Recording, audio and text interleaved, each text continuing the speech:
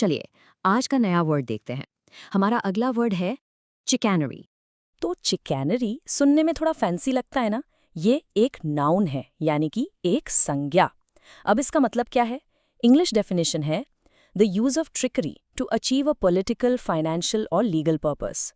Simple भाषा में कहें तो जब कोई चालबाजी या धोखाधड़ी का इस्तेमाल करता है, खास करके किसी बड़े मकसद के लिए, जैसे पॉलिटिक्स में, पैसे के मामले में या कानूनी दावपेच में, उसी चालबाजी को कहते हैं चिकैनरी। ओके, सो इसको यूज कैसे करते हैं? चलिए एक एग्जाम्पल देखते हैं, इससे आपको बिल्कुल क्लियर हो जाएगा।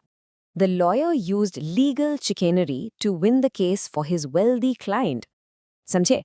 यहाँ लीगल चिकैनरी का मतलब है कि वकील ने कानूनी दावपेच या आप कह सकते हैं चालाकियों का इस्तेमाल किया ताकि वो अपने अमीर क्लाइंट के लिए केस जीत सके। अच्छा, एक और एग्जाम्पल देखते हैं ताकि कॉन्सेप्ट और पक्का हो जाए। इस बार इसका यूज देखते हैं फाइनेंशियल वर्ल्ड में। He resorted to financial chicanery to hide his company's massive losses from the investors. मतलब उसने फाइनेंशियल चालबाजी का सहारा लिया। क्यों?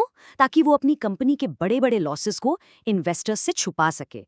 See, it's all about deception for a specific goal. और हाँ, जैसा मैंने शुरू में बताया था, ये वर्ड पॉलिटिक्स में तो बहुत ही कॉमन है, आपको अक्सर सुनने को मिलेगा। जैसे कि इस एग्जाम्पल में The election was marked by accusations of political chicanery and voter manipulation.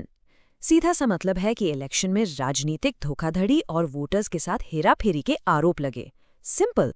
बिल्कुल।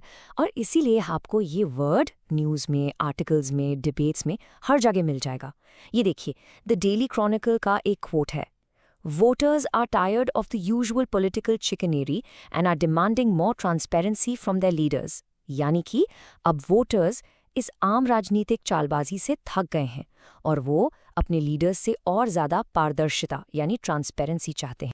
चलिए अब इस वर्ड की फैमिली से मिलते हैं, मतलब इसके सिनोनिम्स और एंटोनिम्स।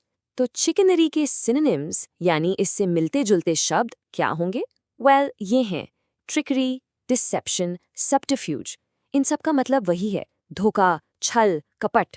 और अब इसके एंटोनिम्स यानी इसके बिल्कुल ऑपोजिट वर्ड्स, वो हैं ऑनेस्टी, ट्रूथफुलनेस और फ्रैंकनेस, यानी कि ईमानदारी, सच्चाई और साफ साफ बात करना। एकदम उल्टा, राइट? बस आज के लिए इतना ही। मिलते हैं नेक्स्ट वीडियो में। Happy learning. Bye bye.